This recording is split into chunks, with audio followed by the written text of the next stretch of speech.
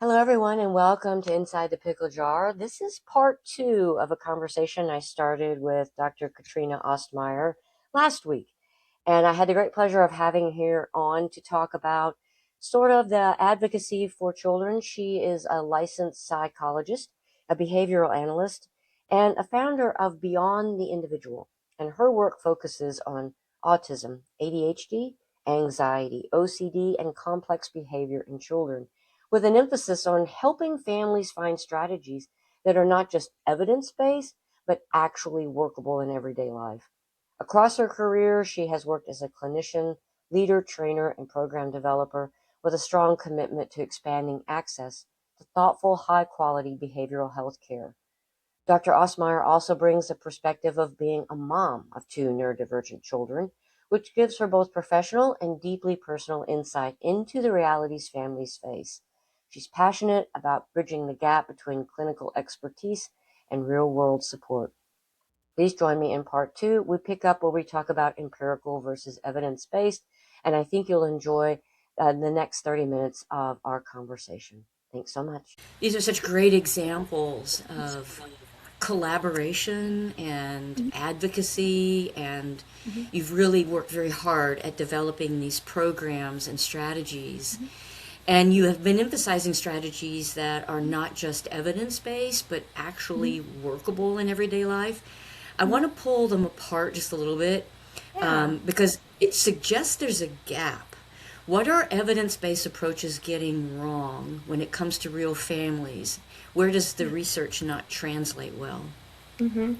So I'm going to start with with that empirically supported treatment versus evidence-based practice to start. So one of our most well-known behavioral therapies for families for children with behavioral issues, whether they be ADHD, oppositional defiant, families with trauma histories, is a therapy called PCIT, or parent-child interaction therapy. And so parent-child interaction therapy is built on the premise that first you build rapport or relationship with your child through things called child-directed interaction skills. And these are ways of interacting with your child that limit demands, and it's child-led, so it's fun, and they pair you. So it's like, oh, mom or dad are here. These are good things. Followed by what's called parent-directed interaction skills. So that's effective instructions, effective follow-through. How do I, excuse me, how do I tell my child what to do, set expectations, set boundaries, and then also consequence manipulation. So it's giving attention to the things we want to see. And in PCIT, it tends to be time out for the behaviors that we don't want to see. And so this particular treatment is considered empirically supported, very much evidence-based. And for about 70 to 76% of child parent dyads, it is very effective. So and it's got, you hear it, and you're like, hey, building relationships, using effective instructions. These are just good, we call them healthy behavioral practices. The reality is it also assumes a few things that are not true for all children. So it assumes that the child has the skills to follow those directions and meet those expectations. It also assumes that attention serves as a reinforcer for children. And it assumes that when you integrate timeout, you're not going to get behaviors that are going to be dangerous. And so these are three things that when I work with my students, especially my first and second year graduate students, I say like, hey, we're going to implement PCIT. Here's the things we need to look out for, because these are indicators that what we're doing is not the right fit for this child, and we might need to tweak it or dive a little deeper. Another thing is, even past those things, we see for families, when we say that 70 to 76% of families respond to this treatment, those are treatment finishers. And so we also have to think about the non-finishers. So there's a lot of barriers. So one is, how do I get the treatment to the family? What if I have two kids who have a lot of behavior and I'm trying to divide my time? I'm trying to do special time with child one, and child two over here is having a tantrum. It assumes that, I'm thinking about, it's not working very well. So families drop out of these studies, right? Because it's not meeting the needs because of one of those three things that I mentioned before, or other factors. It sometimes fails to recognize the parental piece. And I would love to say that I have never yelled at my children. I would love to say that. I would also have to say I've definitely done it even as recently as the last week. And I know it's not particularly effective, but sometimes mom hits a threshold too. Um, and so if I have a parent who maybe also has neurodivergence and maybe is also struggling with things like emotion regulation or rigid thinking patterns, I might need to address that. And so when we're looking at treatments that work, we need to look at that, what are all of those pieces? So when I think of families, for example, with like special time, I tell my students, I was like, okay, they're not spending the 15 minutes one-on-one in child-directed play. What are other ways they can build a relationship? It meets the same function, but it works better for this family. And when I was first starting to supervise many years ago, I remember one of my students saying, well, they're not doing special time, so I don't want to move on to the next part of the lesson, but the child seems to be interacting better with her mom. And I was like, what is she doing differently? Well, mom's giving more praise throughout the day and catching her being good. I was like, that's also an evidence-based technique that seems to be working better for this family who had like 7 kids. And so, yeah, I was like, we're not doing special time. They have 7 kids. They can't do special time with all 7 kids and get to soccer and volleyball and piano lessons, make dinner. So I think that's when I think about making it work, it's looking like what are the things that are making it not work? And that kind of helps us say, what do we need to tweak? Because at the core of everything, it really is having a relationship, effectively teaching and instructing, and then having consequences that make sense. And so if the consequences don't make sense either, like I always tell my students, I was like, if a family has to pick a kid up to put them in timeout, even if they're little, I'm a little hesitant because the last thing I want a child to learn is it's okay for somebody to put their hands on you and move you, because I'm like, that's not okay. And so I don't want to model that for my child.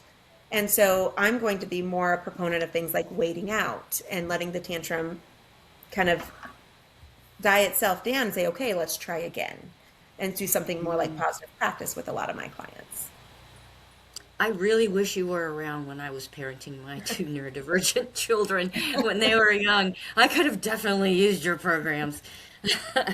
So in light of that, when a family does first come to you, maybe they're in crisis, maybe they're in grief, maybe they're just exhausted. What do you do in the first session? What are you looking for? What are you listening for? That kind of thing. So one of the first things we do is we start with an intake interview, and we actually do slightly different things depending on where that family is coming in at intake. So within my clinic, we actually do initial free consultations over the phone just to understand what type of program is going to best meet their needs based on their treatment history, where they're at, what skills their child has or doesn't have. And then also, like, sometimes it's just understanding the family system. Some family systems need a little bit more to kind of help lift them up at times. And so from there, for our less intensive cases, it tends to be more of an hour and a half intake where we're like, okay, tell me what you're seeing. What are your goals? Tell me your history. Do you have a diagnosis? Sometimes some of our families come in without any diagnostic history. In that case, we don't need it necessarily. But if I'm seeing something where I'm like, ooh, I think having a better understanding of some certain pieces of this puzzle can be helpful, I might say, how about we do an assessment first and really understand how this child's brain and behavior is functioning. Or if I don't feel like I need that, or they've already had that done, we start building what's called a behavior plan. And that behavior plan is going to say, what are the skills this child needs? And then based on the information the family is giving me about the before the behavior, during the behavior, and after behavior, or ABCs, antecedent behavior consequence, we build a plan for them to say, here's the skill that we're going to work on, here's the behavior we're going to try to reduce, and then here's the ways that we're going to prompt that behavior we want to see, and here's the ways that we're going to give consequences to both the behaviors we do want to see and those we don't want to see. Our plans are also going to be really focused on reinforcing or increasing the skills we want to see. So for a lot of kids that come to our clinic, that might be coping, that might be facing negative emotion head on. That might be attention. That might be getting homework done. It might be being able to look at a worksheet and not becoming completely overwhelmed and running away. So we're going to make those skills really individualized. For our kids that maybe need a little bit more, we're like, ooh, I think you're going to need a more specific program. We'll do something that's called a FBA, a functional behavior assessment. So both of the treatment approaches I'm kind of talking about involve a functional behavior assessment. The one I talked about relies a lot more on like parent discussion and feedback, and it's a little bit more informal. But we might, and at times, want to do a more formal FBA where we go in and actually conduct observations in home or in school where we're seeing these behaviors occur, or behavior deficits. Like they're like, you know what, my kid's just not engaging in class. I want to know what's going on. So we might go and see and look like, what are they doing instead? And so with that data, we're going to collect a lot of data based on observation, interview, and questionnaires. We build a very specific treatment plan. And these ones tend to be about 20 to 30 pages. And it's essentially a step-by-step. When this happens, do this, do this, do this, or here's the skills we're going to teach. Here's the dosage. Here's how often you engage in the role play or practice setting. Here's how we're going to move it to more natural environments, etc. But it's very, very prescriptive. And then those types of cases where the one I described earlier tends to be a once or twice a week, more typical psychotherapy type structure with like 45 minutes to an hour and a half. These can range anywhere from 3 hours of more intensive parent training a week up to some of the kids that come into our programs, maybe getting 15 hours a week between direct instruction and parent training. Oh, okay. That's pretty intense. So complex behavior in children, like the meltdowns, aggression, the self-injury, shutdowns, those can be terrifying for families, especially in the early days or before they ever get to actually meet you. What do you want parents to understand about what's happening in those moments? What is the behavior actually communicating? And I love that you said, what is it communicating? Because behavior is communication, right? And so this is what can be a challenge, because everybody's adrenaline is up and it's hard to be thinking and rational in those moments. And so when I am dealing with a new behavior that is dangerous to the child or to others, the first thing I always look at is, what is the crisis intervention plan? And a crisis intervention plan does not necessarily change the behavior. It's not necessarily therapeutic. It is focused purely on safety. And so the first thing I always say is like, what are the things that we can do that prevent those behaviors as much as possible, even if we're reinforcing other lower level maladaptive behaviors while we're waiting for help. And so this is one of the things is like, if I have a child who, you know what, they're engaging in being annoying, I guess, for lack of a better word, but they're like, mom, mom, mom, mom, mom. And I'm like, we want to teach him to not butt in, or we want to teach him to wait. But historically, he doesn't get an answer.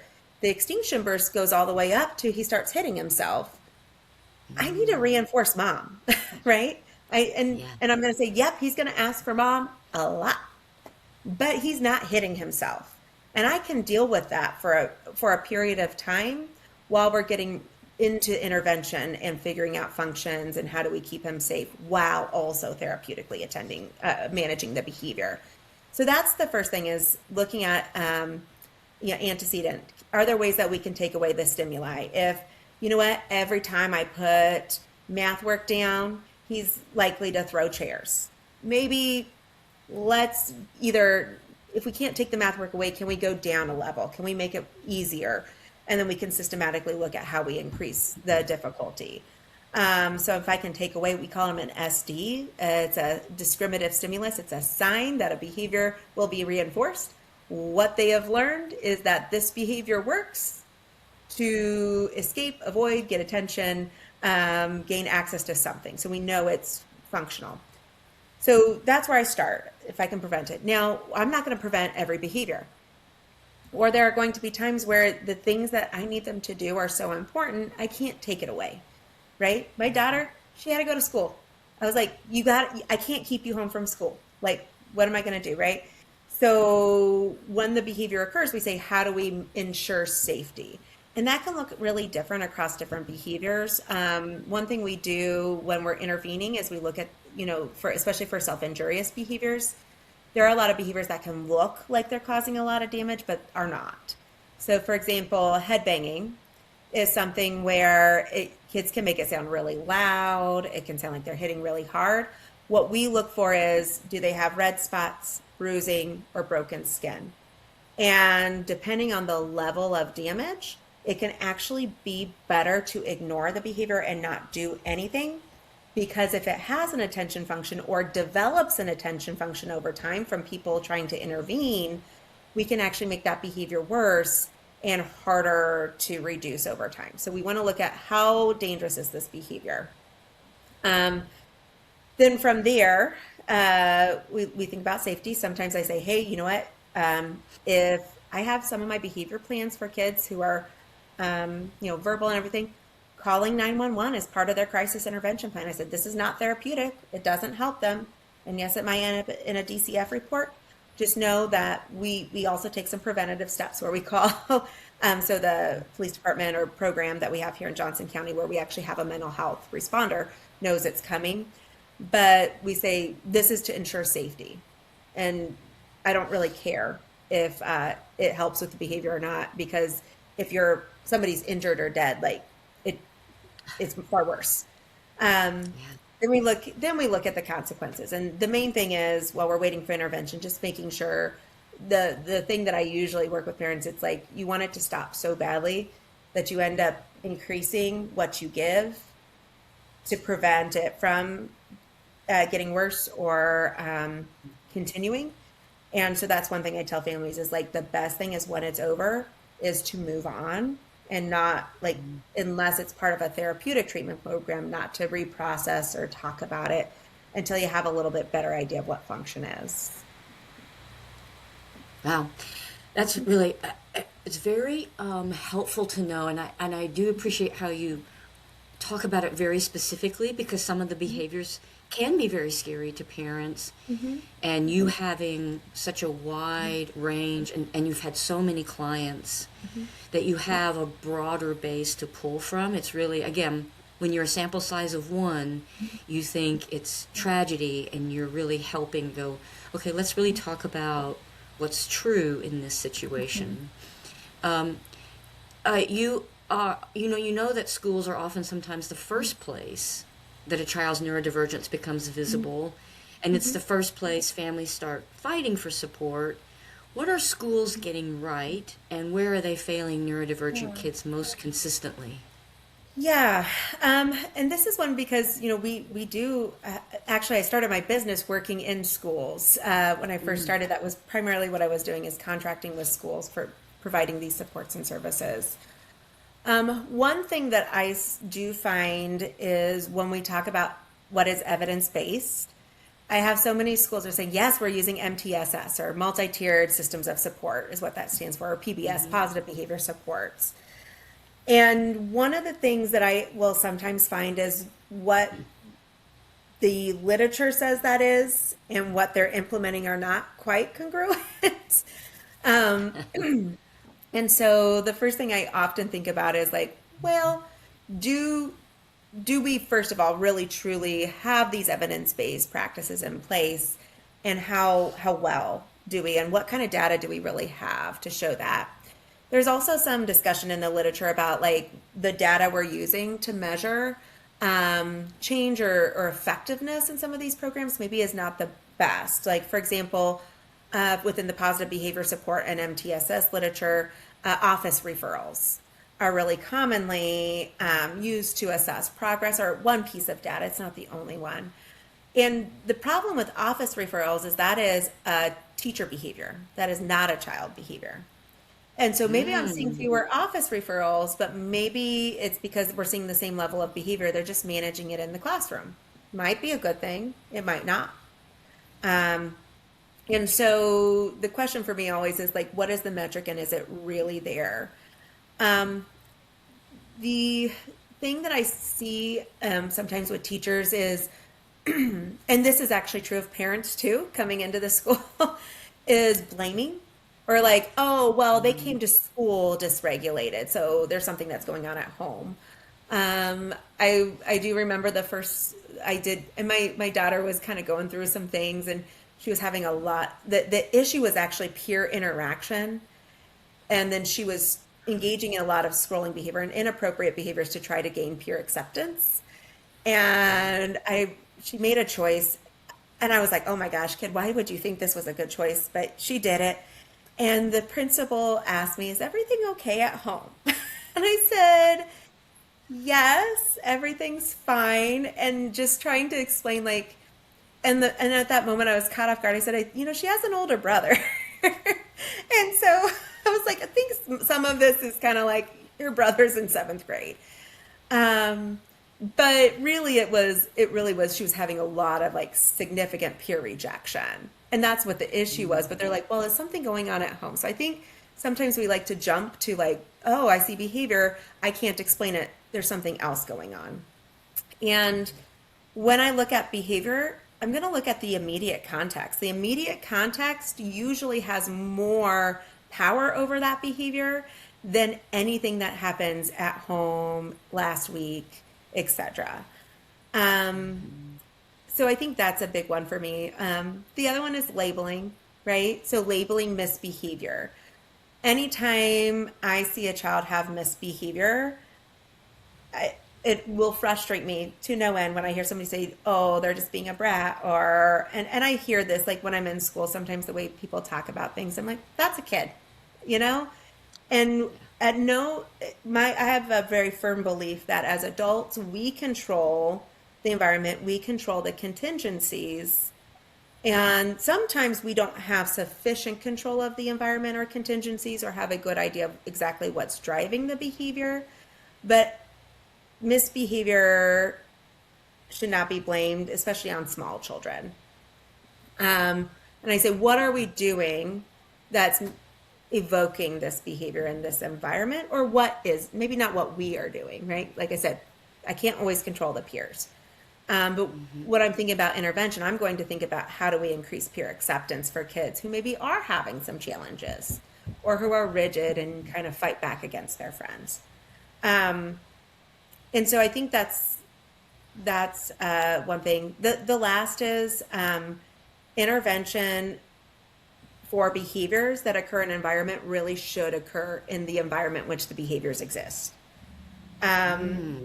And so one thing we see, like for social skills training for autism spectrum disorders, for example, the literature on that is pretty abysmal. We're not good at it, to be honest.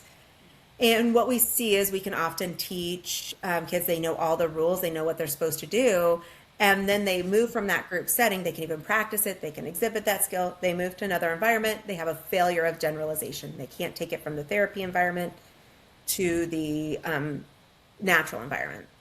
And so we need something that are called mechanisms of generalization. And this can look a lot of different ways. So this could be a teacher prompting something. This can be role playing in the natural environment. It could be having 2 or 3 peers who are peer models who are helping evoke some of these behaviors, right? And so those are things, if we don't have those mechanisms of generalization, there's only so much we can do outside of the settings which these behaviors occur. And I've experienced this with my own son. He's seen a social skills specialist. I will tell you, I have worked with him. He's seen people for anxiety. And the thing is, it's what we see is I see an anxiety spiral. Sometimes I get pulled in as a parent. I don't notice it in time. And I'm like, oh, this is an anxiety spiral. I need to stop engaging. But it takes me a minute to get there as a parent. But if I don't do that in the natural environment, that anxiety gets reinforced. And there's nothing he's doing in therapy that he can help pull him out of that when he's actually experiencing it at home or at school. And so we need those supports and those systems to work together to effectively generalize the skills. This would be so helpful for me as an adult. If you knew the number of rules that I have just to like transition, the generalizations, all of that is like speaking hard to me. Yes, that's so great. And then the anxiety spiral. Oh, yes, absolutely. I catastrophize, and then it's like, oh, what am I gonna? I gotta get out. What am I supposed to do? Okay, so Yeah. If you could change one thing about how our systems, whether it's Mhm. medical, educational, Mhm. social, how they respond to neurodivergent children and their families, what would it be? Mhm. It would be stopping the silos. The silos of supports are the biggest barrier, in my opinion, to effective intervention. For Mm, example, I see this a lot with schools where, I'm trained as both a behavior analyst and a psychologist. So when I'm working in a school, it's usually in my capacity as a behavior analyst. And I'll see something and I'll be like, "Oh my gosh, that is textbook obsessive compulsive disorder or OCD." And it's not hand washing. It's different, right? It's maybe this kind of less socially understood form of the diagnosis. And a school, even though I'm a licensed psychologist, I see all the signs.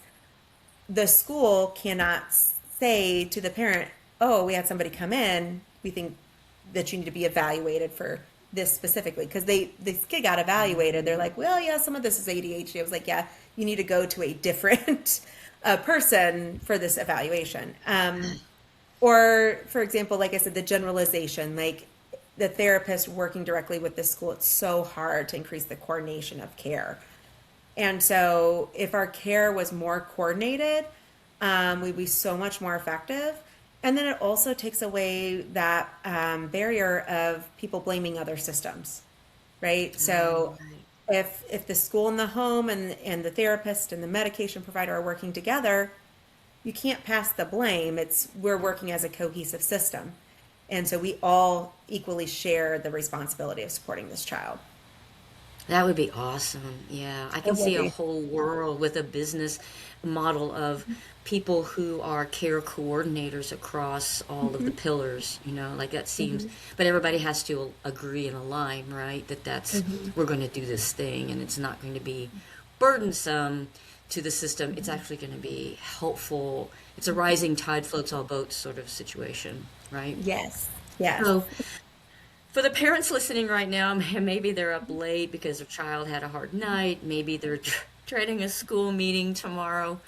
What do you want them to know? Not strategies really, but just Mhm. what do you want them to know? I think one thing is, I think as parents, we can get pulled into the fears and the worries and is my kid going to be okay? What's going to happen tomorrow? And one of the things is, and I did this as a parent, is I had to practice what's called acceptance commitment therapy on myself, where it's saying in this moment, what are the things that are important to me? What are my values? What is it that I can find joy in? And why is my child so wonderful too? Because I think especially in the times when it's really hard, it's really easy to get stuck in the down and the fear and the worry. And what would always encourage is saying, like, it is hard, like accept it, like part of this sucks, man. There's just no other way to put it. And at the end of the day, this thing that feels so big and horrible right now may not be such a big deal in 10 years. And that's something where, I have to tell myself this a lot of times as a parent, where I'm like, my kid did X, Y, and Z or didn't do X, Y, and Z, and I got to fix it. And it's like, no, we need to work through this, and it doesn't go away. And this is life, and it's okay, and we'll work through it. We'll see where we are. But there's also lots of joy in it too. Such a great reminder. I used to tell myself that all the time. Like, will I care about this in 5 years? And I have forgotten to tell myself that. So I appreciate the reminder, even for myself. So, for neurodivergent adults listening, so people who were once the child in this story, what do you want them to know about what their parents were probably going through? What understanding might be worth extending? Mm-hmm. I would say by and large, parents are doing the best they can with what they've got. And the reality is they're also people too. And, as a parent, I remember sitting on a bench outside of a Perkins with my kid having an epic meltdown and somebody walking by and saying something about my parenting under their breath and my child being a brat and just feeling horrible as a parent and working through it and knowing I love my child. I will also say that in that moment, I felt like I was being a good parent. I will tell you the times where I feel like I'm a less good parent is when I'm going to say a curse word, I apologize, lose my shit with my children. um, because I do, because I also have some of the same qualities that my kids do. And at the Yeah. end of the day, the best I can do is say, I apologize. I said, I messed up. I can try to make it better tomorrow, and we're all going to try again together. So your parents will That's probably do, we're probably doing the same thing. They just like, we're trying to do it. We're trying to meet the demands of the environment. We're trying to meet what other people think is the right thing. And most people are doing the best they can. yeah. That's a great point. So, what does a good day look like for you now? Not necessarily a successful clinical day, just a good one. What does it feel like when things are right? I would love to say it's the things around me. Honestly, when I'm having a good day or the day is right, it's me. It's up. I really have found that I have to be in control of that. Um, and it's me saying, if I find myself where I'm ruminating or I'm not happy or I'm getting upset, why? Because it's usually because I'm doing something in my life that is not the best thing for me or in line with my values. And I have to make a choice. So the days that I think I find are the best are when I realize that I'm in a rut and it's that realization and then I can move into action. Because for me, if I'm acting and moving towards things, I'm I feel good because I feel like I'm in control of my future to some degree. Um, I also will say I have a very distinct memory. I have a moment in my life that was perfect, and it was I was literally washing dishes. My kids and my husband were finishing dinner, and they were laughing and having a good time, and everyone was getting along. And just in that moment, I remember the feeling of joy in that moment. And it was such a simple moment. And I had the realization, this is present moment mindfulness from acceptance commitment therapy. And I was like, wow, I'm here, I'm enjoying it, and I feel good. And it's not like the place that you think you're going to be happiest because I don't love washing dishes. But yeah, I think that's my most vivid memory of joy. That's awesome. That's great. So, last one, unfortunately, when we're at the end of the hour, you named your organization Beyond the Individual. And everything you've described today is about widening the circle of care. What's the version of this work you haven't built yet? And what are you still moving forward on? Yeah.